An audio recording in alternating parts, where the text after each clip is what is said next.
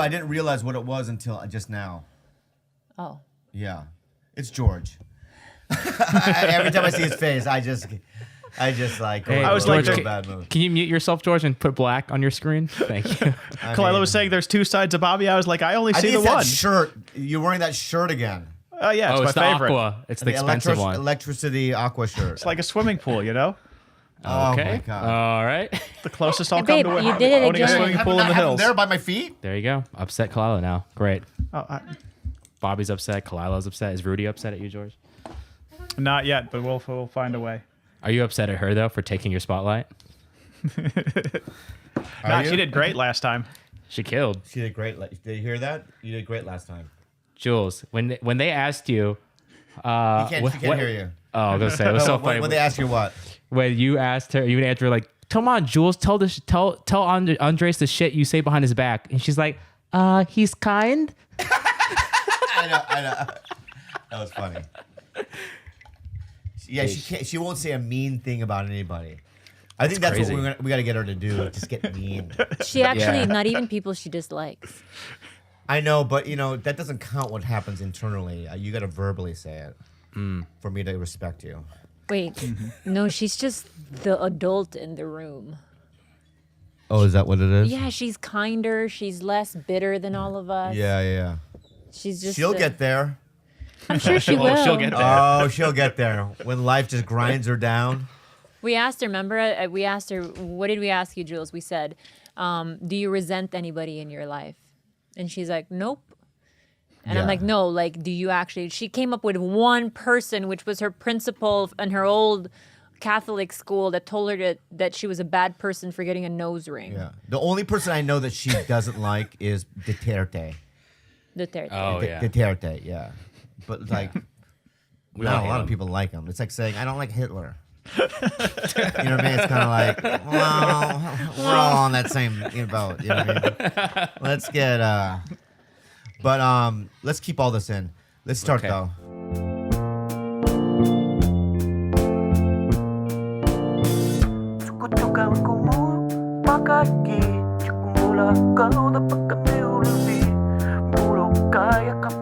Here we go. All right, so 5, 4, 3, 2, 1. Black hole sun, body boo, body bye bye bye.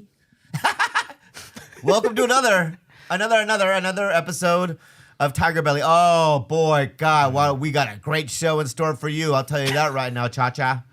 We got some good ones, man. We've got so many people, regulars here in the room.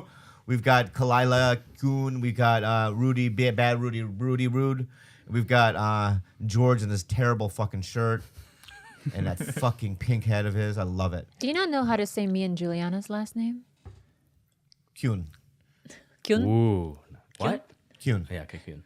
What is it? It's longer on the O, babe. Kyun. Kuhn. Gilbert Cologne. I say it Thank that you. way. That's correct. We get Gilbert Cologne, and then we've got a couple of fine guests coming up. Fine, decent Americans. They're friends of mine. We did a movie together called The Wrong Missy. I had one line.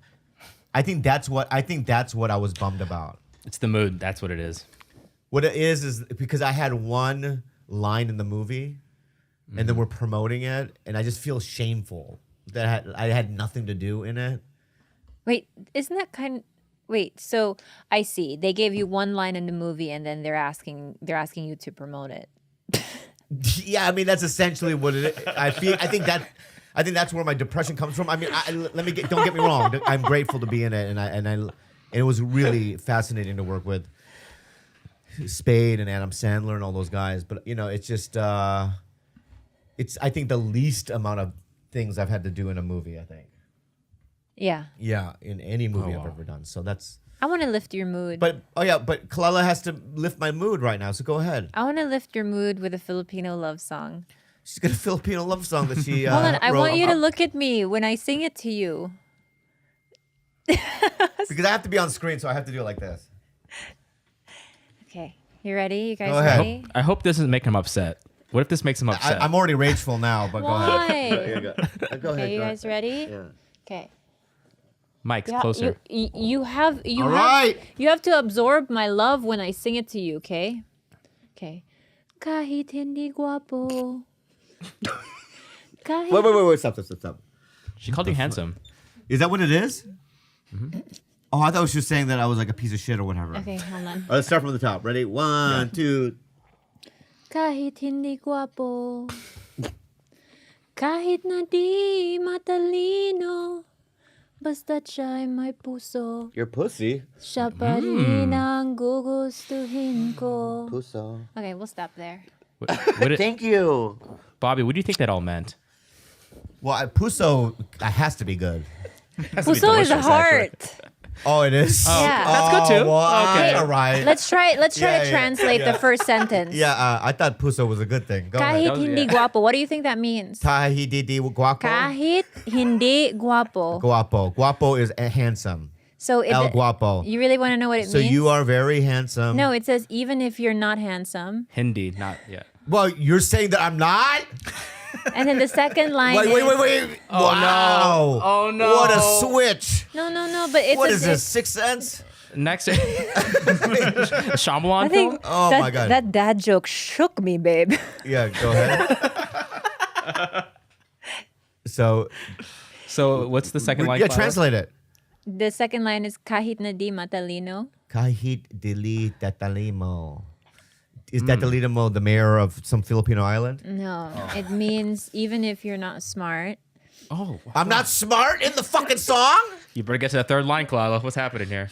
Basta't siya I'm not may- handsome. I'm not smart. Not smart. No, it says Muy, despite muy that. retardo. Is that is that another line?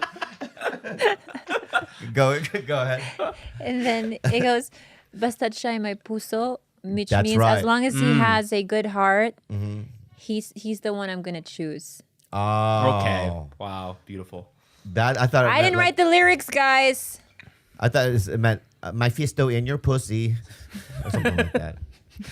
Well, that's a nice song. Did you write that, or is that an old Filipino traditional song? It's a song from the 90s. Oh, so that's so you didn't write it. I didn't write it, no.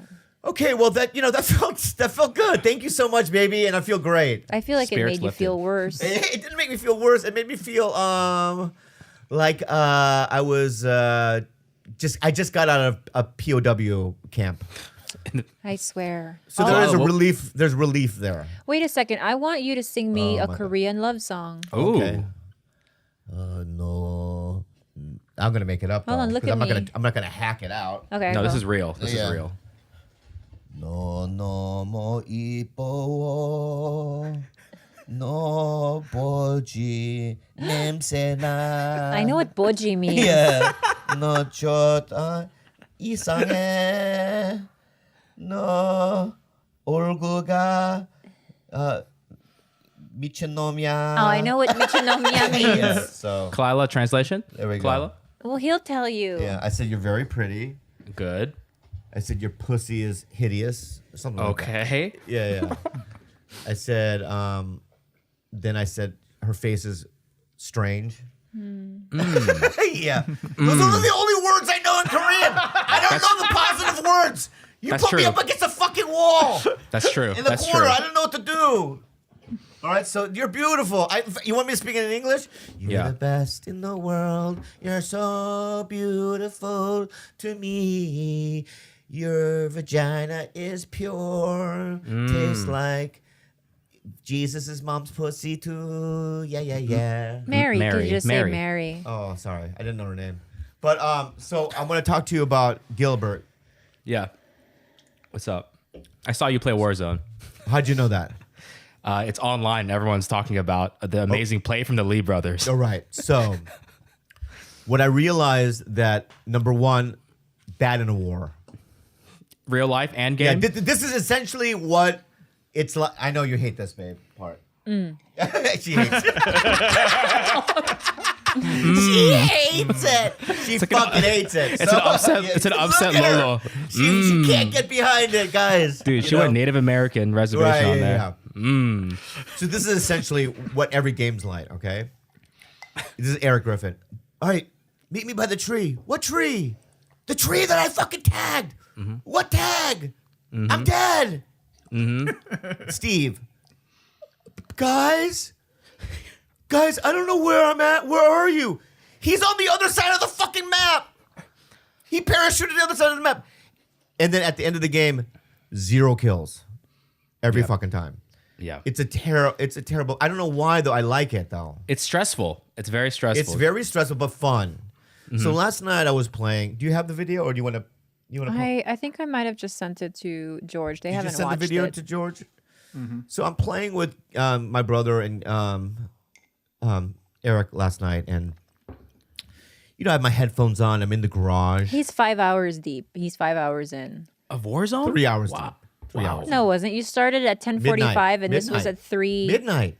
You didn't start at midnight. You were down there much longer. The only reason that I went downstairs to check on you was because I had texted you because I hadn't heard a peep in hours, and I thought, is he okay? Yeah, I mean, So I wasn't okay. I was dying. So what I did was I walked downstairs to go check on you, and that's what happens when I check on you. So she sneaks. Show into the video. She sneaks into the garage, and I'm playing. I didn't sneak in. It was I opened the door like a Don't normal go in person. there. I'm in war. I wasn't babe. creeping in. Right. And so then she's now taping me from behind.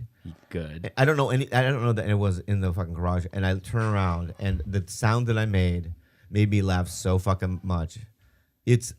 Number one, I'm a pussy. That sound that show the video. Hello. I'm here. No, you're not.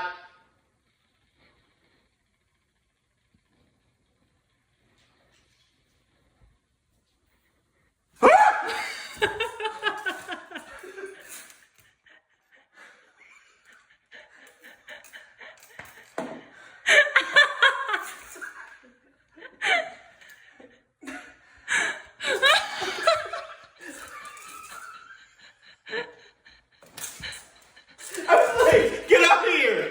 I'm playing. Get out of here! Oh my god! Get out of here! Oh my god!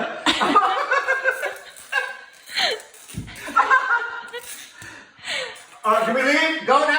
Okay. But that sound that I made. That's a good setup, though. Yeah. Wait, did you hear? Do you guys hear sound on that? I can hear it on mine. We have to edit it in. Yeah, I feel I want to say one thing before we continue. Is this on? Are we on, George? I'm writing to trim this. Okay. No. I want this to be on. Okay. Go ahead. I want to. Okay, so. God, this is gonna. I don't know how to word this in a way that's a little bit kinder, but I really regret having Ed on last week. Yeah. I mean, like the truth is, it's like while I'm very thankful for everyone's time to like come on the show, he kind of big timed you a little bit. What I didn't like is that he didn't even realize that he was supposed to be on our show. No. I think he did, but I he think he intentionally looked at me and was like, "Oh, big-timed it's you," almost like, "Oh, I didn't know," that kind of a thing. And then I just don't like it. Listen, I'm very happy for you, Big Ed, and the success. But listen to this: the time is ticking. So don't talk to me as if we're on the same. You know what I mean? You know what I mean? That's not why I dislike him, though. But that's how. pop We'll cut that out then. We'll cut this part out. No, we don't have to cut this Because out. it sounds like I'm like being big time. I'm not big timing him. He's a human being. He's a great guy. He's from San Diego. No, but I realized something because he was talking about having been bullied a lot when he was younger, and I truly like empathize with that. But it all falls into the triangle of abuse where the victim then becomes the perpetrator. Yeah. Because I watched the last 3 episodes, which I hadn't watched previous to last week's We interview should with have. Ed. We should have. I should have watched the last 3 episodes because truly, if you watch his interactions with poor Rose, he really, at every given opportunity, he makes her feel small and dirty. And Yeah. it is such in a very manipulative way, like where he packages his words in in a way that kind of you might be able to kind of like feel like that's so endearing, but at every step of the way, you know, he really does put her down, and it fucking maybe I have a soft spot because she's Filipina, and I just know I don't know what it was, but that shit fucking really left a bad taste in my mouth. So I also should have asked questions like, hey, who gives a fuck if her sister asked for a little bit of money because she's struggling? But we couldn't because of the TLC publicist was I know, there. but who gives a fuck? It's like, you know, if Khalyla asked me for $50 or whatever, I don't give a fuck. I would send the money. You know? It's like I'm trying to woo this girl. I'm going to do everything I can. No, but what I think that he wanted to do was let everyone know he thought he was the prize. Yeah. Ed really thought Her that breath he was. smells. Look at your head, fucker. You put mayonnaise on your fucking head, I know, fucker. but she explained to him. She's like, "Look, I she brushed has a my fuck- teeth. She has an ulcer She or has an something." ulcer, baby. There's just so many things about him. It's Maybe like, we can get a second go at him, George. And No, I don't grill want him. to. No. I don't want to. No. In fact, we have to have a discussion if we want to even have guests. What the fuck? You know what? Every time we give like a very like controversial opinion, you and I, look how quiet Gilbert is. He doesn't want to Yeah, he partake. doesn't want to put his fucking opinion on the fucking Inject line, your baby. opinion, Go ahead. Gilbert. No, About- I want to have Rose on. That would be That's- great. I want to have Rose so people Because we can want to see her story. defend the fucking broken. Well, because people only have one perspective of what they've seen on TV, and he's able to, because he's being paraded by TLC where Rose is not. So that's where I feel like a platform like this is good for the other side of the story to really say what happened, because we're only getting one side. Yeah. Yep. I think Rose is a really nice young girl, and she needs to be celebrated way more than that guy. So is Lauren doing it out of her house? Yep. Okay, good. You want to just get to it? Yeah, let's get to it. Sure. I'll put her Okay. on. Hey guys, we're taking a quick break to share one of our favorite sponsors with you. Hymns. If your dick don't work, you gotta use it. Ow. Yeah. What is a common issue men face but don't always want to talk about? Erectile dysfunction. Think long and hard. Ding ding. No. Erectile dysfunction. 40% of men by the age of 40 struggle from not being able to get and maintain an erection. This is an issue that I'm familiar with, my friends. Oh. Why do you guys turn to weird solutions or do nothing when they can turn instead to medicine and science? We have the solution for you. All right, dudes? Mm-hmm. Well-known generic equivalents to name brand prescriptions to help you control ED. Mm-hmm. Prescription solutions backed by science and made more affordable. Stop worrying about multiple in-office doctor visits. So no painful injections like other treatments. It's so easy. Answer questions about your medical history and chat with a real doctor for a confidential review. If approved by the doctor, products are shipped directly to your door, man. It's so easy, like we said, man. It's erectile without the dysfunction. Let me say that again. It's erectile without the dysfunction. Ding, Tell us ding. more about it, Gilb. Try 4Hims today by starting out with a free online visit. Go to 4hims.com/TigerBelly. That's FORHIMS.com/TigerBelly. 4hims.com/TigerBelly. Prescription products are subject to doctor approval and require an online consultation with the physician who will determine if a prescription is appropriate. See website for full details and safety information. This could cost hundreds if you went in person to the doctor's office or pharmacy. Remember, that's 4hims.com/TigerBelly. Enjoy the rest of the show. There she is. Hi. Hi. How you So doing? let me introduce you before we get going, okay? Okay. It's really good to see you, by the way. You too. Yeah. Mike says hi. What Mike does? Mm-hmm. Is he in the house? No, he's on his bike far away from me right now. Oh fuck! I love that guy. Anyway, Hi, Lauren. I'm Khalyla. Hi, nice to my meet girlfriend. you. I've heard you Gilbert. so much. I feel like I know you. Oh, so let me introduce her. About 7 months ago, I was in a movie. I had one line. I played a hotel clerk, and the movie is called The Wrong Missy. And the reason why I did it was my dear friend David Spade just said, "Come on, just do the line." And you know what? Let me say this. I was a little bummed about it at first because I had one line, but there's two things that happened from it that was fascinating to me, and it was a good thing. Number one was I got to do 4 Magnum PIs because I went and did it because I met the producer. And then secondly, I met Lauren Lapkus. Now, Lauren Lapkus, like I knew who she was, and I knew she was very funny and talented. But when I was watching, because the scenes that I was in, she was in as well, and I'm telling you right now, she reminds me of. You remind me of because you're in the room. I don't know why I'm talking like this. Honestly, you remind me of like a Stephanie Weir, like that level of funny. You. Like you are so good, and I was just sitting there going, "Oh my God!" Watching you play, and you're amazing in the movie. You're such a talented lady. Give her a round of applause, Lauren Lapkus, everybody. Yay. Thank you. Oh my God, Stephanie Weir is like the highest compliment. She's so funny. Yeah, and I don't, I generally, with people that I don't know that well, I generally don't, I wouldn't say that about it. But for you, I would give that to you because Thank you. you were, not only that though, what was amazing to me was you're able to take risks and improvise in front of Adam Sandler. Were you intimidated at all? Yeah. Oh my God. Yeah. Well, I mean, I have always loved Adam. I like my whole life. He's been like on my list of like top 5 people I think are the funniest people. So yeah, I was definitely intimidated, but I also just like, it's one of those things too. You're like, okay, I just want to do a good job because this person is here. And so I feel like it kind of like motivates you in a way sometimes when you're intimidated. Wow. It reminds me of, people. I always say that the most successful people are the people that can perform under pressure, and you definitely showed that. It was amazing.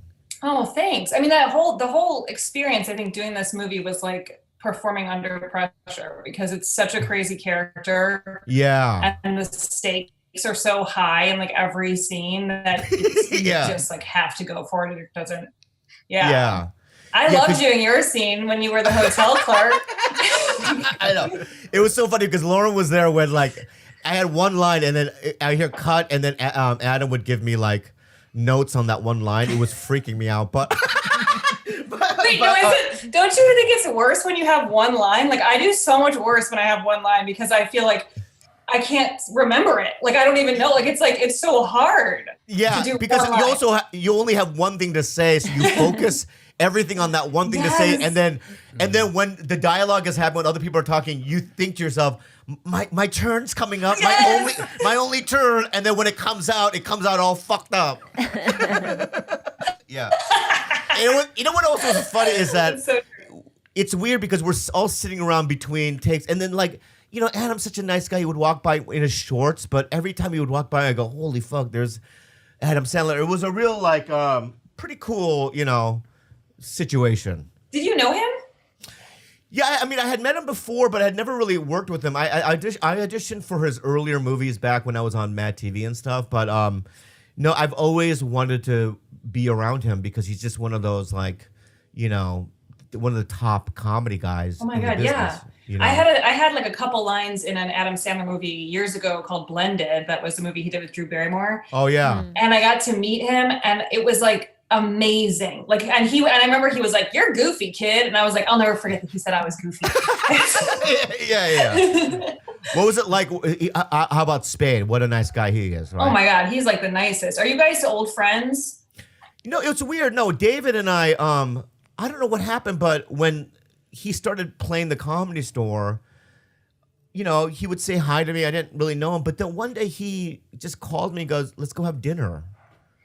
And That's I go, nice. all right. I met him for dinner, and then ever since then we've been like best of buds. But like he's really one of the nicest guys I've ever met, huh? Yes, he really is. And I was so happy that he was because he's also one of those people where I've always thought he's the funniest person. And then like there's just that fear that you're going to meet them and they're going to be an asshole and you'll be disappointed or something. And Yeah. he just was so cool and so easy to hang out with. But I have to tell you something. Yeah. Arden Marine, obviously. She's one of my best friends. And she tells a story about how you like told her how she has to go out and do stand up and you like told her how it works and everything and showed her the ropes so that she could like learn how to get out there and do it. And I think that's the coolest thing. That was so nice of you. Well, no, for me, it's I want the survival of MADtv people. I'm they're like it's like a fraternity or something, or and I want, and SNL is such a big, monster of an entity, and we were obviously not that, but so when we left the show, a lot of us had to struggle, and I just wanted to help anyone from. Well, I thought it was so cool because, like, just the fact that, she's so funny, and she's, in my opinion, like, she's someone who'll just work no matter what, but you showed her how to, like, make money on the road, and something that she might not have started doing, and it's not every day that, like, comedians help each other in that way to explain how it works, because so much of it is just figuring it out by yourself. Yeah, I know, but Lauren, I hate compliments, so I know you can't take it. You can't take it. It's fine. I can't do it. I didn't want to let it go with you totally diffusing it. I had to, like, say it again, so it's fine. Well, then let me give you a compliment. What do you think? I can take it. You can? All right.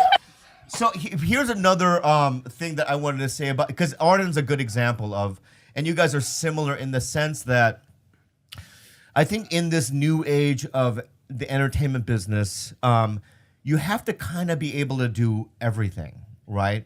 So Lauren, you can do live shows, you can do podcasting, you can probably do a panel show, but you can act as well, and I just think that, and Arden's the same way. You guys are just intrinsically good in every situation, so that's, that's very nice. I think Arden is somebody who I'm so happy I became friends with, because she's, can you hear my dog? Is that super annoying? We have a dog. Can you hear ours? Oh my God, no, I can't, but okay. My dog barks at every single person who's ever walked by, but Arden has taught me so much just in our friendship about, like, the business. Like, it's one of those things where I just feel like you have to figure so much out by yourself, and there's such a learning curve.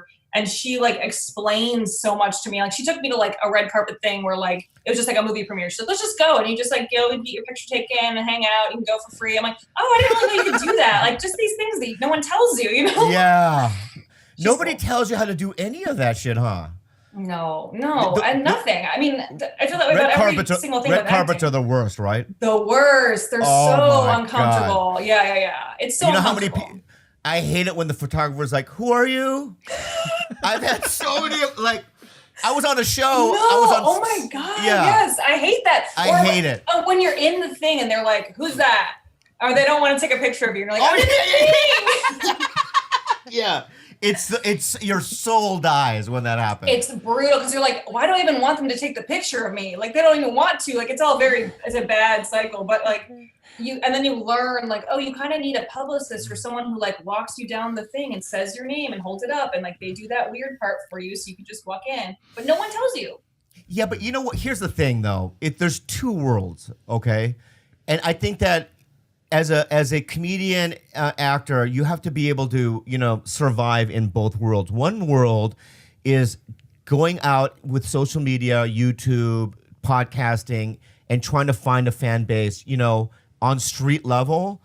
But then there's the Hollywood side that has no idea about that side. So it's like when I'm on a red carpet, and they go, "Who are you?" I want to say, yeah, I'm more popular than the guy you just took fucking photos of, because I've built a fucking audience for 20 fucking years. Yeah. It's so true. Frustrating. And it feels so demoralizing. And you're like, I'm somebody, please, like, care about me. But then it's like, well, I don't care if that guy doesn't care about me. Yeah. But Bobby has this complex, it's not really a complex, but now he's one of those guys that if the cashier at Walmart says, "Hey, dude, you look familiar," he doesn't let it go.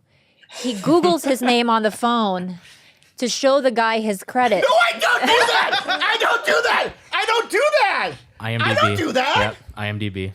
Oh, wait. Well, where's she getting this stuff?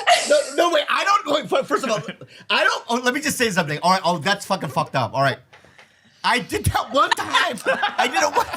In Joshua Tree, remember at the Walgreens or a Walmart there? No. She has examples. She has like multiple locations. No. All right. No. I swear this is gonna create a fight. But so I'll do. I did it. I've done it a couple times when number one. So you did do it. Yeah, but a couple times. Yeah, I don't just blatantly do it. It's this. Well, how do I know you? I go, I don't know. And they'll start throwing out movies that I wasn't in. This is my life too, yes. When then they think that I'm I know that they think I'm Ken Jeong, right? They think I'm Chelsea Peretti, so I'm okay. Oh wow! See, that's Okay. so that it gets to a point, right, in the conversation where like I'll say, "No, I was on MADtv," and they'll go, "No, you were in The Hangover," right? Or they'll say, "No, you were in Hangover too," and I go, "I wasn't," and they go, "Yeah, you are. You're that guy." Then I have to Google it. I respect that. Google it and go, "Listen, that's not me." I actually really think you're right to do that in that situation because those people can be so annoying and they're telling you who you are. You're like, I know I'm not that. Like, why do I have to tell you I'm not who you're saying? And people, and they don't want to hear it. They want to stick on it. Like, no, but you were also on Brooklyn Nine-Nine. I'm like, no, but I was not.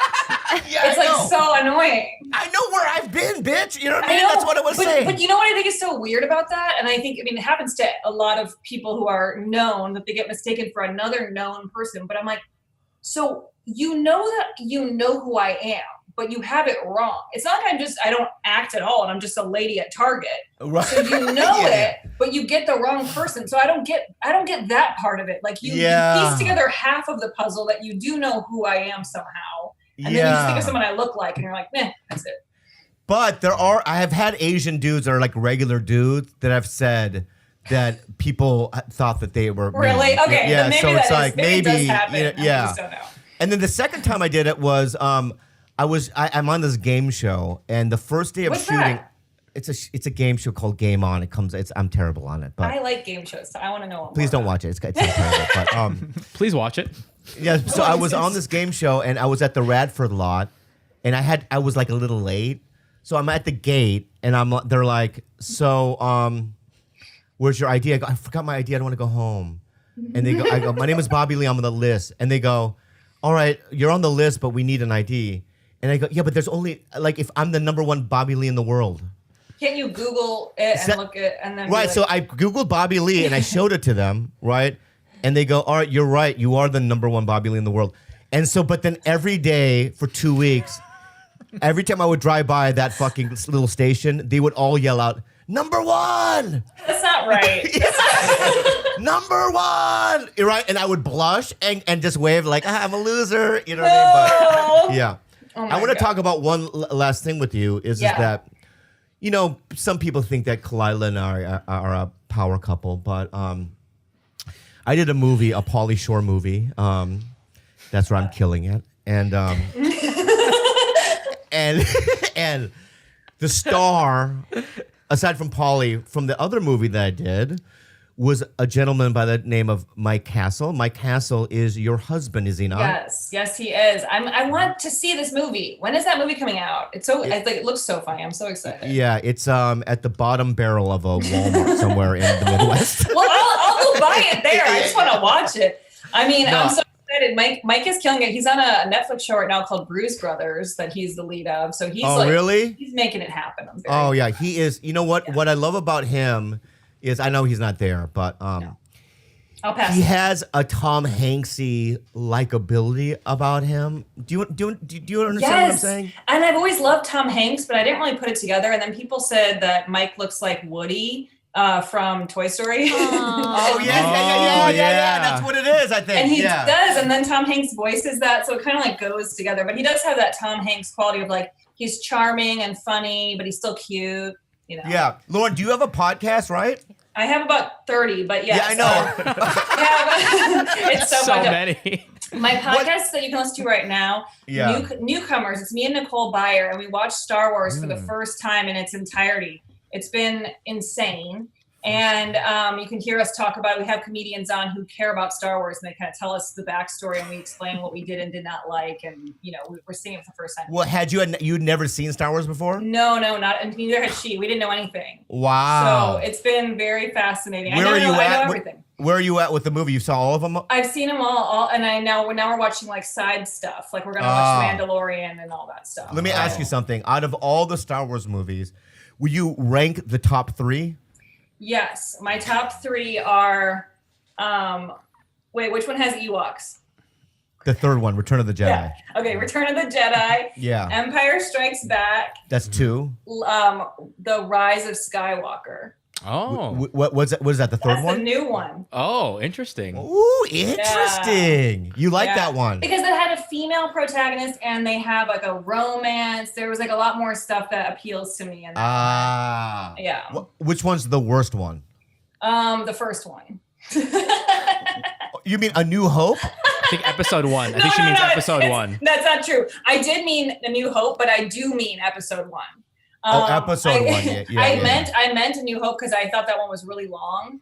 And it doesn't have anything you think is going to happen, like Yoda and stuff, doesn't happen in it. But I think I then get it. the one with the Phantom Menace, some of those were really rough. It was too much CGI. Rough. I like when they're more puppets. Yeah. It was rough. I have a question for you. Can Go you ahead. tell me about your hair? Because I've been following the hair journey, and I might have missed where you explained the hair. Okay, well, I'm gonna let's go historically with me then. Let's go historically with our people. Okay, so historically with our people, right? And I mean Asians. Okay. There was only a couple of things one would do. One would do a shaved look like a monk. So monks would shave their heads. So that's one look. And number 2, they would do a Justin Bieber-y kind of a thing, like the mushroom cut. 1 billion Chinese people have Wait, that. historically? Historically accurate. That's not true, babe. The new one, that's not historical. That's right now. That's what's in right now. Like the mushroom The cut, trendy like, sort of, yeah. Yeah. Bowl cuts? You mean the bowl cuts? cuts, but they're a little bit more stylized bowl cuts. That's what's in right now. But they've been doing that for fucking 1,000 years. Yeah, but it's a little bit Great, more Lauren. They're stylized. fighting now. Yeah, Thanks a yeah. lot. I But love this. But I What like about your the haircut. But Shaolin? I also never would have. I thought it was fake at first because your hair is so thick and full. Like you have like really good hair. Oh, thank you so much for saying that. Thank you. And I did the mullet because not a lot of guys that look like me have it. I like it. And also, I wanted to piss Theo Vaughn off a little bit. You know? Did it work? Yeah, he got really angry. So do you want to talk about the movie real quick about what it's about, or when it comes out? Let's do that. Yeah, so the movie is called The Wrong Missy. Yes. The premise of the movie is that David Spade goes on 2 dates. One is with Molly Sims, who's literally a supermodel, and her name is Missy, and she's very hot. And then the other date is with me, and I play a psychopath named Missy, who is the worst date you could ever end up on. And then he's going on a corporate retreat, and Nick Swardson's character tells him to invite Missy, the hot one, and he invites me.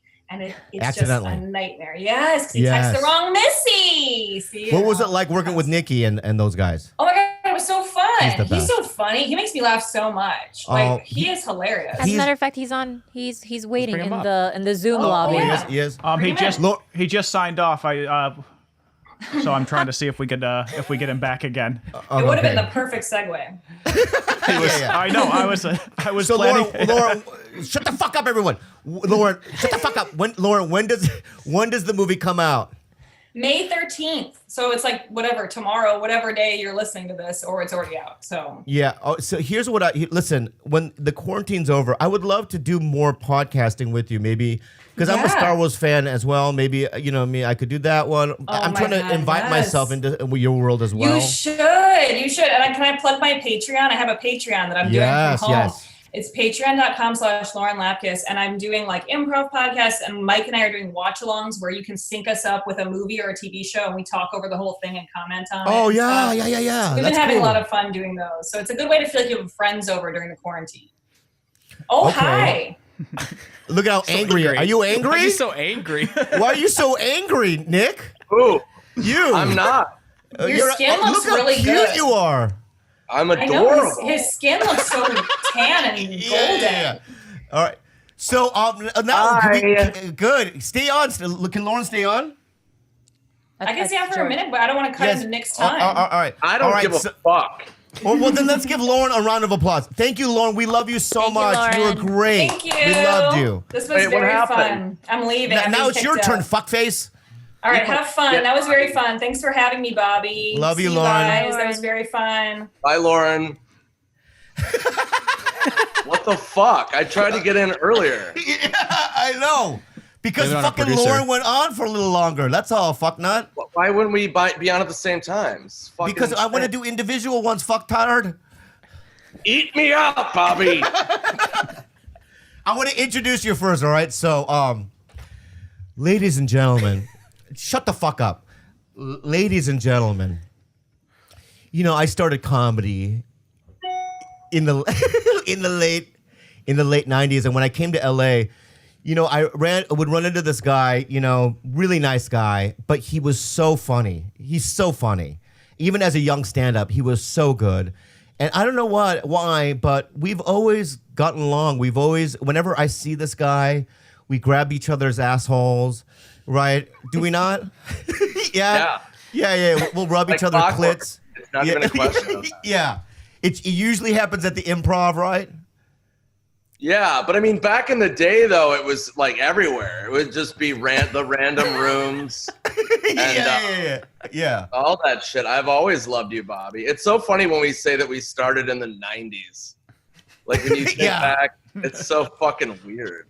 It's fucking crazy. But, and I'm going to say this, another compliment for you about, like, when Harold and Kumar came out, you were the only comic to call me to tell me that I did a good job. Do you remember that? Probably not. Yeah, I do, because I give a fuck. Yeah, I mean, I remember that distinctly going, oh, what a nice guy. No one else ever called me about that. You know what I mean? Yeah. And when comics do that, it's like, it's such a fucking rare thing. So let's give Nick Swardson a round of applause, everybody. Woo! Woo! Thank Hi, you, Nick. Bobby. I'm Khalyla. I'm Bobby's girlfriend. This is my girlfriend, Khalyla. Hi, Khalyla. How are you? Good. How are you? Did Where are you win at the right now? At your patient house? Girlfriend did you win the most patient girlfriend in the world awards? Fuck you, man. I know I'm difficult. Fuck you, Bobby. I'm difficult to live with. I know. It's very difficult. No, you're not. You're a sweetheart. Oh, thank you, buddy. So I you wanna remember the fucking old days. God, what a tornado that used to be. I know. It was so you know what's crazy. great is we survived it all. I know. I Yeah. always talk about that. I've barely survived, but yeah, it's funny when you look back and then people go, "Oh, Jesus," and then I'm like, I'm 43 now, and I'm like, "Oh my God, how the fuck did I make it to this far?" Yeah. I never thought I would. I was like, "There's no way I'm gonna see it." I know. I was shocked when I saw 30. I was like, "All right." Yeah. Because I mean, you're a wild guy. You like to have fun at nights, no? Yeah, I mean, I would go through just, shit where it was just a blast. Like, you don't realize as a comic, I didn't go to college. I started stand-up like right out of high school. I was 19. So I didn't have any school. So I grew up in clubs. That's what I did. I grew up in clubs. So Yeah. that was my, my teachers were fucking old road comics. And all these dudes are fucking loose cannons. So, I would go through phases of, I'd focus and work. And then when I wasn't, I was just like game fucking on. Yeah. And when I look back, I don't look back at like, God, man, I remember when I was sober for 6 months. So fun. Every memory, I'm like, God, I remember when I pissed myself in Chicago. I remember when I every story about the crazy times I always like miss. It makes me go like, oh, I mean, I remember, I don't know if you would ever do this. I would do a gig and I would just stay. So I did one show one time in Miami, one fucking show. Yeah. And I stayed for a month. A fucking month. Yeah. That would happen all the time. Yeah. And my agent would be like, hey, what's up, man? Where are you? I'm like, Yeah. he's like, you're not still in South Beach, are you? I'm like, and then I would have my openers who are always my friends. I'm like, let's just stay. So one time in South Beach, we fucking just kept staying and weeks would go by. And my opener, Patrick Keane, was really funny. Love him. And he was like, are we leaving? And I'm like, I don't know, who cares? And he goes, well, I mean, I have a life, I've got to go home. Yeah. And I'm like, I know, but like, what if we just do this? And he's like, well, yeah, I'm not fucking Peter Pan running around with an Amex card being like, so, but it was so fun. Yeah. You look good though, buddy. What have you been doing different? Exercising? Yeah, I've actually been lifting things that I wouldn't normally lift and putting them over my head multiple times. Are you really going to the gym and shit? No, I just like do a simple workout, and then I've always eaten pretty well, so I'm just staying on the diet, and I haven't drank for 8 months. What? Well, yeah, I mean, which I almost fucking died. I know I didn't want to bring that up. I almost. But since you fucking did, right? So you were so sweet when I saw you afterwards. You were like, you really looked horrified that I almost died. Here's the thing, though. Okay, is because I love you so fucking much. When you hear, so you were in Colorado, correct? Yeah, I had gone. I just kind of been like, fuck it. So I had the summer off from filming. I had like a couple shows and stuff. So I basically was like, I'm just gonna drink. So I drank every day because all I really wanted to do was just drink and watch sports. And like, I had never had any of that where I could just do that. So I just was like, I'm just gonna do it. So I did every day. I just drank. I'm a huge sports fan, so I just watched games and just traveled. It was super fun, but I just did it so much and drank myself into a wall. And anybody who drinks a lot knows that once you get into that wall where like now you have to drink to just maintain. Wow. And then it hit like the biggest wall ever. And I went to Colorado and my system completely shut down. Completely. I'd never seen anything like that before. And then did you like black out and just end up in a fucking ICU somewhere? No, I landed in Denver and I had cocktails on the plane, but I kept vomiting. And I was like, oh, it's not that weird. And then, and then when I landed in Colorado, I just drank at the airport and I kept vomiting. And I'm like, something's wrong. And I tried to eat and it wouldn't work. And so I realized, you can tell your body like gives you a heads up where it's like, okay, this isn't a hangover. And I literally called my agent and I was like, hey, something is wrong. And I went and I looked up like this kind of medical place, not a hospital, but it was like just a checkup. I can't remember what it's called. Yeah. And so I went. It only had 1 star on their Yelp review, and I'm like, oh God. Swear to God. So I was like, well, clearly they don't care about caring. Was it like an urgent care? Yeah, it was an urgent care. Yeah. It had 1 star. Like, Yeah. All right, well, I've rolled the dice this month. So I went, and they took one look at me. I didn't even fucking say anything. I was like, hey, what's going on? They were like, oh, you need an ambulance. And I was like, nah, I'm good. And they were like, no. And they took me to an ER. And the dude was like, oh, I love Grandma's Boy. I'm like, cool, man. And then I'm like, can we do more things? And he was like, yeah, probably. And they took me to the ER and they were like, holy fuck, just off looking at me. And then I was hooked up to tubes. I was in the ER for 3 weeks. And they were like, people with quadruple bypasses are usually out in like 3 days. Mm-hmm. And I'd stay for 3 weeks. It was fucking nuts. I know, but was it like topsy-turvy? Like, were they like, you're not going to make it at Wait, times? were you lucid, or did they have you like intubated, or did they put a tube down your throat? I was out for probably half of it. So I was there for 3 weeks. I was probably completely gone for a week and a half. Oh shit. None of this is funny. I know I'm making light of it. This is I want to talk about. I'm making light, but it wasn't. It was fucking life-changing. It was super bizarre, to say the least. Terrible. Yeah. I mean, we almost lost you then. Yeah. And it was pretty wild because, as long as I've been in comedy, and same with you, how many people we've lost. I mean, it's just awful. Anytime a comic dies, it's just awful. So it was pretty crazy, dude. Oh my God. That would have been fucking a life changer. That would have been so fucking terrible. So then when you got out after 3 weeks, when you were lucid and stuff, did you think to yourself, I'm done drinking for a while or what? Yeah, I was like, I should probably stop. I don't know what's going to happen in the future. Saying that is so reckless. People are like, fuck you. But, I don't plan on drinking. I've been drinking for 8 months. It's not a problem at all, But I mean, am I going to have a fucking Jaeger bomb when I'm 80? I don't know. Yeah. I relapsed in August after 17 years of sobriety. Who did? I did.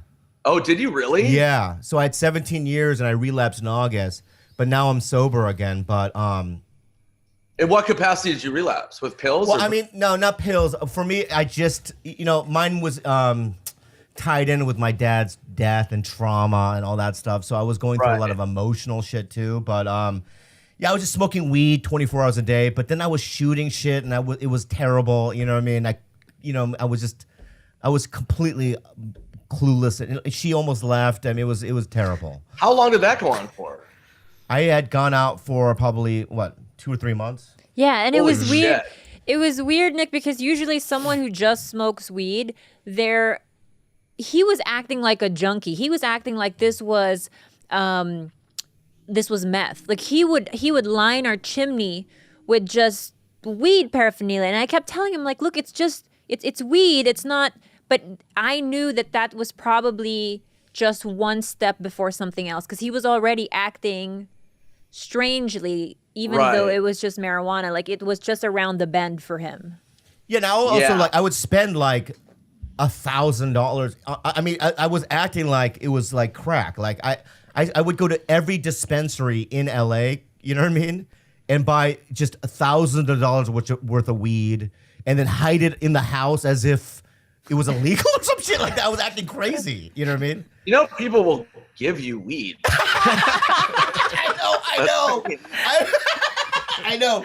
But like, you know, plenty dude, of comic to have it. I know. That's what I was telling That's him too. so bizarre. And it had like an adverse reaction where people who usually smoke weed are, you know, they're calmer. He was acting like a fucking crackhead. He would only sleep 2 hours a night. It had the complete opposite reaction. It was like he had just been doing cocaine all day. Yeah, I would like suck dudes' dicks in the alleyways. You know what I mean? As if like just like crack behavior. You know what I mean? Picking scabs off my body. You know what I mean? Bobby was so high he wasn't showing his penis. Yeah. How many That's times when have you you seen know my it's dick? serious. How many times have you seen my dick, you think? 78. 78. I have a chart. Yeah.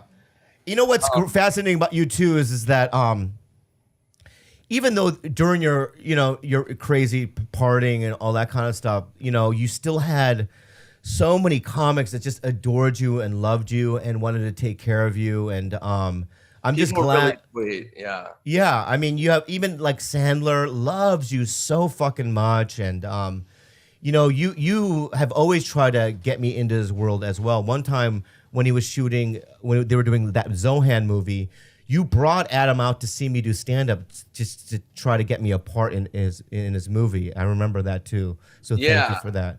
Yeah, I've tried to help people out. It's tricky because, you know, Adam uses so many of the same people, you know, so it's hard to break people in. But yeah. So do you want to talk about this? What's the wrong Missy? No, I'm good.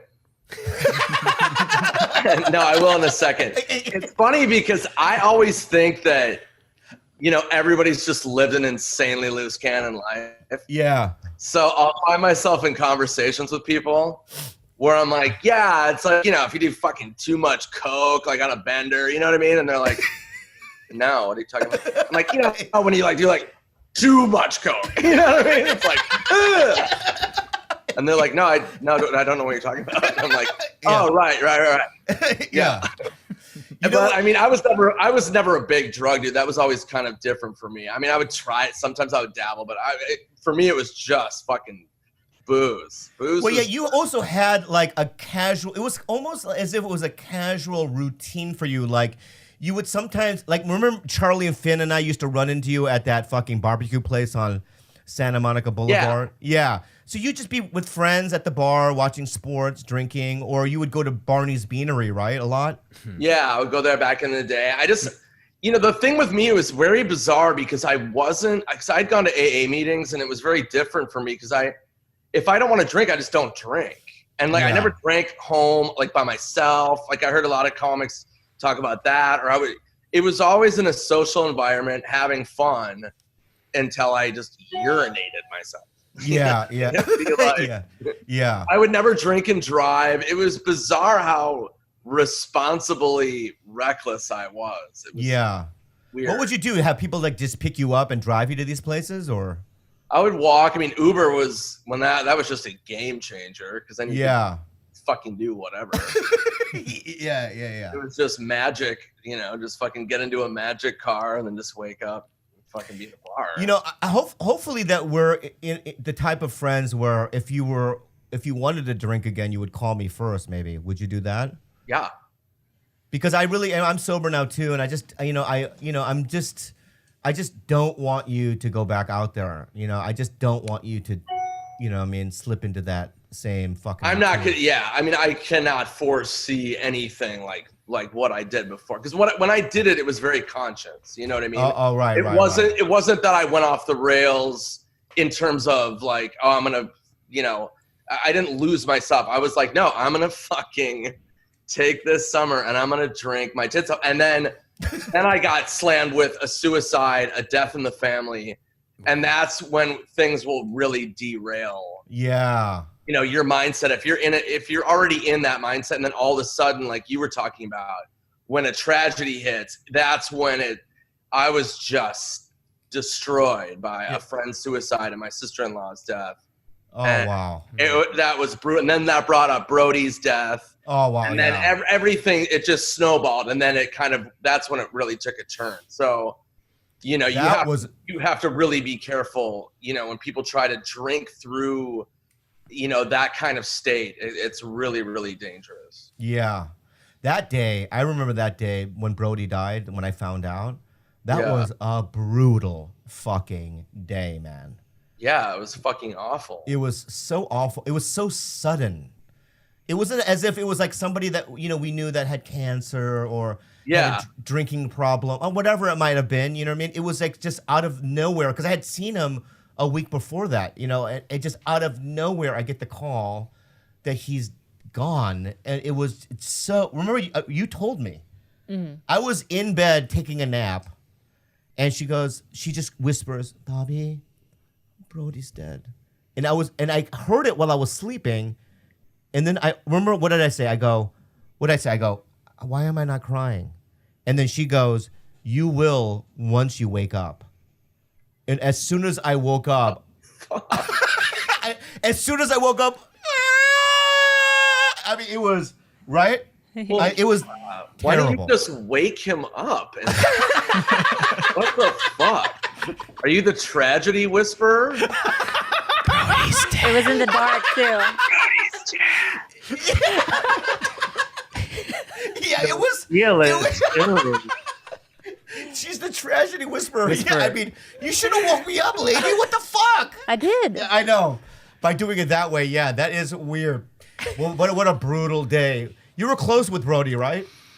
We were pretty close. Yeah, I'd known him a long, long time. I mean, I had stepped in with a couple people when Brody was, remember that like loose cannon patch where he was off the rails? Oh, yeah. And he was on social media and he was mentally just a disaster. And Dave Rath called me and Zach and, we reached out to Brody and we're like, hey man, what's going on? Like, what do you need? And then after that, he had kind of worked through it and, we thought we had gotten through it and we did. He was fine for a long time. Yeah. Well, he got back on his meds, right? That's what happened, right? He was off his meds and then he got back on, yeah. But, yeah, it was fucking cool, terrible, man.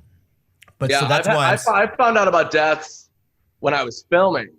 There was 2 times when I was filming Grandma's Boy. I was in my dressing room and changing, and I get a call from Dave Rath, and all he said was, "Did you hear about Mitch?" And I immediately lost it, sobbing. And obviously Mitch Hedberg, and that was one of those things where it was just the call that, he went up and down, but it was fucking awful and just complete breakdown. And that's one of the hardest ones I've ever dealt with because that was one of the first ones of somebody I knew well. And and then you have to go and fucking be an actor. I know. It's so I know. And then this one, I don't know if you remember that. I'm sure you do. I was on the set of Bucky Larson. You don't have to remember the movie, but I was on the set of Bucky Larson, and I got a call that, you remember Michael Roof? Yes. Michael Roof, who was Chicken. Chicken. Yes. And he fucking killed himself. And Michael and I were friends, and I fucking lost it. Oh. And this was right before I had to film, and I'm in a wig and buck teeth. Wow. And I'm like sobbing, and I walk up to set, and they're like, "Whoa, are you okay?" And I'm like, "My friend just fucking killed himself." And they're like, they're like, "Okay, we'll give you 10 minutes, but we have to." Oh my That's literally what they gosh. said. And I called Frank Caliendo, and then I fucking had to go to set in a wig, buck teeth, and I go, "What scene is it?" And they're like, "You're holding the pig, and you have a lollipop, and you're all happy." So I'll never forget how fucking weird that was. Aside my friend's suicide, as with my teeth, just every time I see the movie, if it's on, I'm like, oh my God. Yeah. So fucking weird. Hey guys, we're taking a quick break to share this sponsor with you. Blue Apron, so good for your tummy too. Yeah, Blue Apron. You guys, I don't know. In this quarantine, I've eaten more Blue Apron than I've had anything else. Khalyla and I get boxes a lot. And when it's waiting out there, I get excited because we get to eat delicious fucking food, and it's been great. From time spent connecting with others to have people you can count on, it all comes down to the simple things. For Blue Apron, that includes home-cooked meals, especially now when home is where life happens. Home cooking matters now more than ever. With Blue Apron, you can have peace of mind by getting fresh, quality ingredients delivered straight to your door so you can cook delicious, easy meals in the comfort of your home. These meals are honestly restaurant quality. There are times where we sit around, we look at each other, and we go, that was really good. Am I not right? That's true. Tell us more about it, Gilb. Find comfort in the kitchen with Blue Apron and enjoy delicious home-cooked meals. Visit blueapron.com to check out this week's menu. That's blueapron.com. Blue Apron, feed your soul. That's delicious. Enjoy the rest of the show. What I realize now is that, number one, why the fuck have you not done this podcast before? And number two, when this pandemic is over, we got to get you into the studio to do it because I want to do a full fucking hour with you because you're so funny and we're friends and this is ridiculous. I would love that. It's fucking ridiculous. You ever asked me to do it? Yeah, I just didn't know where you were. It's it's like I covet what I see, like Buffalo Bill from Silence of the Lambs. I covet what I see. Don't compare yourself to that guy. Yeah. It seems like a weird person to tell yourself after. Yeah. All right, so oh my God, and Bobby, we were in Denver at the beginning of the pandemic. we were. That was right. insane. I remember you were at the Comedy Works. Yeah. I was out of Colorado Springs, and I was like, "Oh, holy shit!" I go, "Bobby," and I'm like, "Are you worried?" Because I was canceling my shows, and you were like, "Fuck it, I'm gonna do it, dude. I'm adding more shows." And I'm like, "That seems reckless, but okay." I know, but and then I call you, and I'm like, "Where are you?" You're like, "I'm on a plane." I know. Dork. It got crazy quick, bro. Yeah, I was there. I'm on Earth too. Yeah, I know, but it's like one minute I'm like, my agent, shut the fuck up. One minute my agent's like, you're fine, go out there, do the weekend, you sold out, whatever. So I'm there, positive. Literally in 6 hours, we got to get the fuck out of here. Yeah. That's how crazy it was. It was insane because I had 2 shows in Colorado Springs, and I was supposed to go to Wise Guys in Salt Lake, and all of a sudden, like you said, it hit, and I'm like, ugh. So I did my first show at Colorado Springs, and I was little hesitant, and then I'm sitting there about to go on stage before that show, and it was like NBA canceled, and then all of a sudden all the stuff started coming in, and then I panicked and I canceled the other show, and I told them to keep my money, whatever. I didn't get paid. I was like, just keep it, with staff and shit. Yeah. And then Salt Lake, I was really on the fence because Wise Guys, phenomenal club. I love that club. And I had to cancel them when I died when I almost died, and so yeah. and my friend killed himself, so I felt horrible. But they declared a national state of emergency, and I was like, fuck, as much as I wanted to do it, it was such a gray area. So I didn't want to be that guy to bring people out. And then, nobody knew what was really happening. When I saw state of emergency, I'm like, well, I'm not going to fuck with that. And it was a close call too for him because he went and remember I have a friend in Denver and she went to his green room to drop off a few things for me. And then she fucking hung out. And then she hung out in the green room. And then 2 days later, she was sick and she had COVID for 2 weeks. No way. Mm-hmm. But you didn't hug her, right? You didn't. I like her, so I didn't even touch her. Oh, come on. No, I like her. She's fine. She's fine. I love her. I mean, great. But she came in. We were already paranoid. It was like, I said, don't hug her. I said to Kevin Christie, you know Kevin Christie? Yeah. Right? He was my opener. I go, don't hug her. And then I go, stand back. And she just stood there for like 30 minutes. And then I go, all right, you got to go. And she left. Luckily, she didn't hang out all night. Yeah. I love her, though. If you're listening, I love you, and thank you. I'm glad you're safe. So The Wrong Missy. The Wrong Missy is a Netflix movie coming out with Lauren Lapkus, produced by Adam Sandler with David Spade, and also co-starring Nick Swardson. Tell me about the movie. The movie, Bobby, is it's a romantic comedy, R-rated. Yeah. It's funny, man. It's great. It's fucking refreshing right now. Everything's so fucking intense. Yeah. All the shows I watch are dramas and sci-fi, like future insanity. What's like Ultra Carbon on Netflix, Ooh. The Outsider. Yeah. Just so dark. Everything's just like, oh Jesus.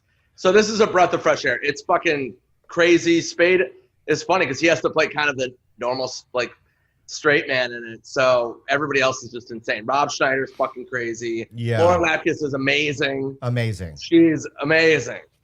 It's great. Tour de force performance by Lauren.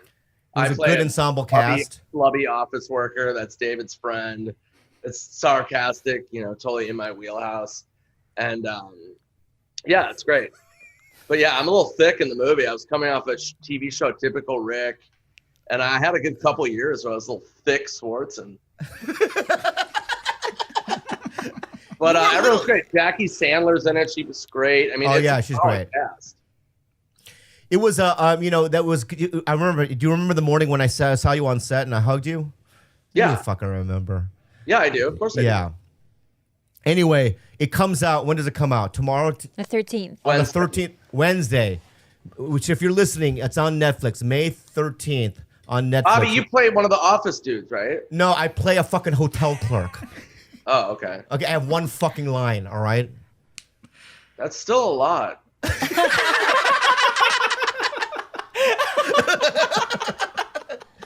But Nikki, hey, man, promise me this, dude. Promise me that when this quarantine shit is done, whenever it is, please come back and come into the studio and do this for real. Yeah, of course I will. 100%. Okay, good. I would love to. I live in. It's not that far from you. Yeah, that's fine. I'll make it happen. All right, give Nick Swardson a round of applause. I love you so fucking much, you brother. guys. You're so funny. Okay. Thank you, Bobby. You're funny. I love you. Be well. Be well. Don't whisper to Bobby anymore. I'll try my best. Do you guys see the UFC fights or what? Whoa, those are spectacular. The UFC fights, we saw it, and I was a little it was a little weird with no audience, right? Yeah, it was quiet. I think the fighters could hear Daniel Cormier and the commentators the whole time. Not only that, you could hear the fighters breathing, and you could hear the hits more. Mm-hmm. Like, pop, right? And you're like, oh, fuck. There's nothing to absorb that, huh? I kind of liked it. Yeah, that was kind of brutal. Yeah. And there was a couple of disappointing things about the fight. Number one, because I wanted, I thought that Dominic Cruz wasn't completely out, but, he did get knocked on his ass. Did you hear what he said about the ref? The ref, he was saying the ref was smelled like alcohol and smoke. And apparently the ref would not make eye contact with him before the fight in the locker room. So Dominic was literally trying to like bend over and look at the ref, and the ref would not look at him. Oh, so his whole shit. thing was like, that guy was drinking the night before. And he's been on multiple interviews since now saying that, which is interesting because... Interesting. Yeah, because what's so funny is that I don't think the ref was aware of the clock. There was 2 seconds left. Yeah, that's 2 seconds left. I know he should have let it go. Also, what you realize too is that Ngannou is a fucking beast. You just realizing that now? No, I mean, because of the Miocic fight, and Derek Lewis. Derek Lewis fight, it was, you're kind of, but then when you realize that, listen, he was probably going through some sort of psychological thing during those two fights, like some mental, I think he saw a sports psychologist or something. I think that's what he did. Yeah, now, right, he's just going out there and going, oh, I'm just gonna do, kill them, and he was so fierce and like a locomotive. Yeah. It's so scary. But so soft-spoken, so sweet. I like him. Yeah, he's a good guy. He's actually very smart too. He's smart. Yeah, that guy is going to be a force to reckon with. And then we saw something that I never thought I would see, which it was El Kukui losing. So sad. Yeah. It's not that I would. But that's Gaethje, babe. It didn't shock me. What shocked me was the fact that he was still alive and breathing and not even bothered by the fact that he fractured his orbital bone. Like there's this one condition where I think it's called like congenital like analgesia or something like that, where you don't feel a lot of pain. Yeah. Like women who have this don't have pain during birth or when they. Wow. Oh. I honestly think there has to be something there where like it just blew my mind how he just kept walking through and not being fazed by anything. Is it legal to put like old medicinal like herbs on your face to numb your body? Is there a pill that you can take to numb the nerves on your body? Like what Salon Pas? Wait, no, like Tiger Balm. It's so like minty. Tiger Balm, yeah. It burns your skin so No, bad. I'm talking about even more sacred and more, could somebody, for instance, go into some Mexican forest and pick up herbs and come up with a concoction that completely numbs your body from head to toe, and would that be legal? Oh, just for fighting, but Just for not fighting. because pain is necessary for everyday life. No. Pain's necessary for everyday life, but in a fight, can you take something to numb your shit? Isn't that considered a steroid then at that point? Yeah, An that's enhancement? because you can take things orally to kind of mute the pain a little bit. Oh. Like when you get tattooed, right? Like any type of pain reliever is going to minimize the pain a bit. Oh, so you could possibly take like 6 Vicodins before a fight. Yeah, but you're then. not going to perform optimally if you're loopy like that on Vikes. Oh, yeah, that's right. That's right. That's true. How are you going to maintain a crisp head for fighting? Yeah. A crisp mind. Some guy just like out there going, yeah, knockout. What's up? Yeah. That's why drunk people in any fighting video you see The worst. are just always out the fastest. That would be fun to watch, like a UFC fight, but everyone has to take like 4 tabs of acid. Oh, acid might be different. Well, just to see what happens. No, they're gonna start biting each other's tongues off. Or they might just like do like air artwork. And then you're judging on the air artwork. Yeah. They're like painting things with these trails and stuff. Oh, that's You know what I kind of mean? fun. Or maybe they start to punch and eventually they just kind of get into a hug. And then they start You talking. know what I mean? And they just start hopping up and down, laughing. You know what I mean? That'd be Yeah. cool to watch. Yeah. But it's amazing how Ferguson that he could take a beating.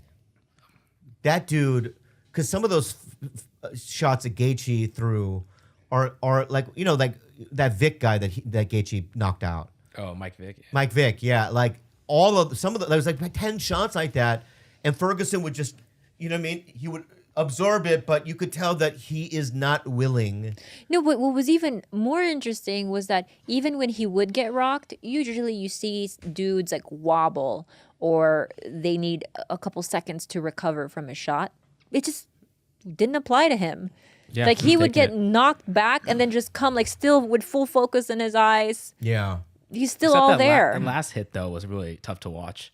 where Yeah, he like, did a little shook small his head. Irish jig there. Oof. Yeah, that was tough to watch. Yeah. What makes me sad about it too was because he was supposed to fight Khabib, Mm-hmm. and now he won't have that opportunity. That's But Tony is a legend, no matter what. Like, I don't think that this was a loss for him. I think people will come out of it remembering him even more than Gaethje, because that was crazy. But I did love Gaethje. You know, he's like one of my favorite fighters. Me now, too. He's a Gaethje. good egg. He's a good guy. You can tell.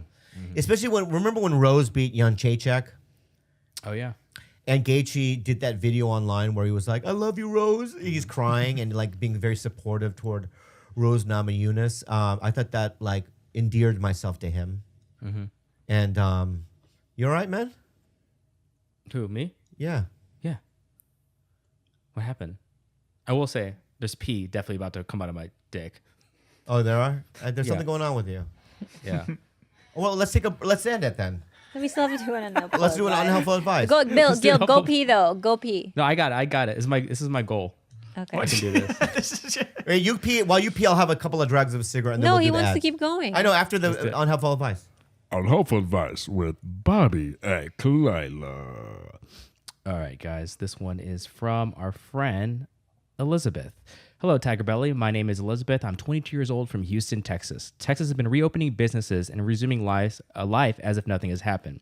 It's obvious to me that the government cares more about money and economy than the safety and health of the people. A lot of friends in my life have been hanging out, going to the beach. They try to make me feel bad for being cautious and staying home and aren't even wearing masks in public. A lot of these friends I've known for 5 to 10 years. Is it time to move on from these hometown friends, or do I forgive them during these weird times because they're just doing what they believe is okay? I'd appreciate any advice. Love you all, Elizabeth. It's like this. If a buddy of mine's like, "Hey man, I'm gonna go skydive this weekend," and I'm like, "Go ahead." I'm not. Right? If you die, you die. I mean, I'm not gonna do it. Right? Yeah. So it's like, I'm not. Even if Los Angeles opens up, and I have a lot of friends that think that it's a government conspiracy, right? That there's something, Illuminati. diabolic, The plandemic. going on here. And they might believe that, and they're going to go out with no mask and go to a rave or whatever. But for me,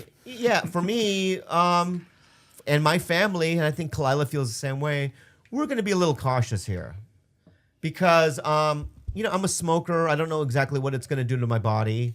And I don't feel comfortable with it. And you just do what you feel comfortable with, really. Yeah, I think that ultimately that's the best way to go, is to understand that people are operating from, the spectrum is so wide of where people feel or think about all of this. And I think we have to be really understanding of everyone's feelings about this, whether they're afraid of the virus itself, whether they're afraid of their livelihood, whether they're afraid of government overreach or loss of freedoms.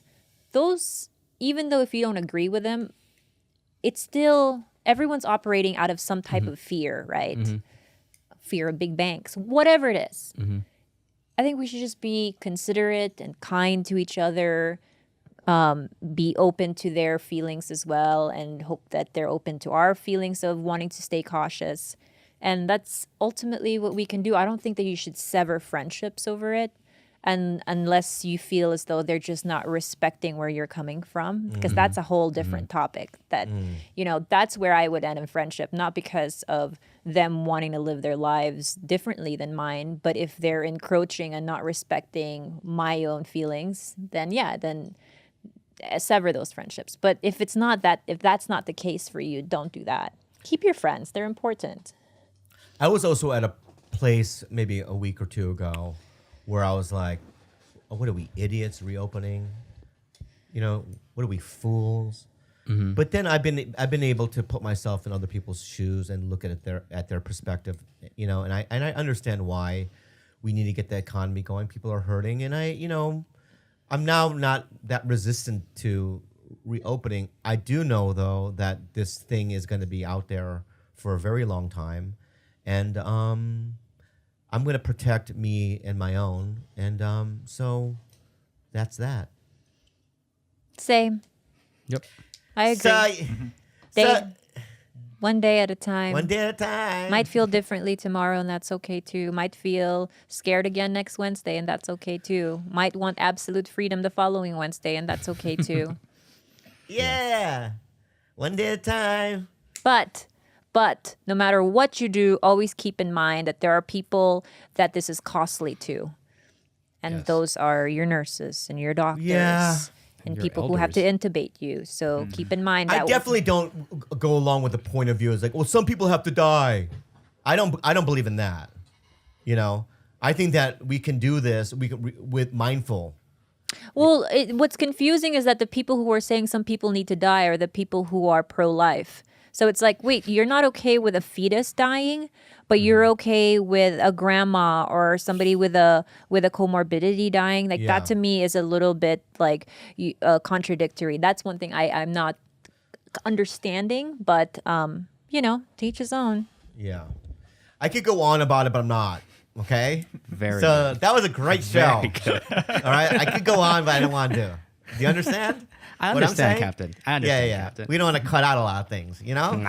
Nah. All right. So anyway, thank you for listening to another episode of TigerBelly. It was a Did very you- enjoyable. Did you almost say thank you for being a bad friend? No, I didn't. Okay. I know All where right. I'm at. Okay. You know what I mean? This is my hub. This is my number one. Okay. Okay. This is my family. This is my foundation. Mm-hmm. I want to thank Lauren Lapkus and Nick Swardson for being on the program tonight. I want to thank you guys for being involved. And I want to thank Rudy for sleeping for 50 minutes of this fucking thing. Did you really? That doesn't feel good when you fall fucking asleep. It doesn't, Rude. Jules. I'm gonna tell you. I almost looked over to you and be like, "Hey, go take a nap outside." It's like, are we that boring to you or what? That's She why really- that's why we think we're eating it. It's like this fucking girl is completely fucking. I know, and I was like, "Oh God, this must have been so, So bad," boring, because yeah, she's just like knocked out. Yeah, Come on, Rudy. yeah. Come on, rude. But she also doesn't know who you know.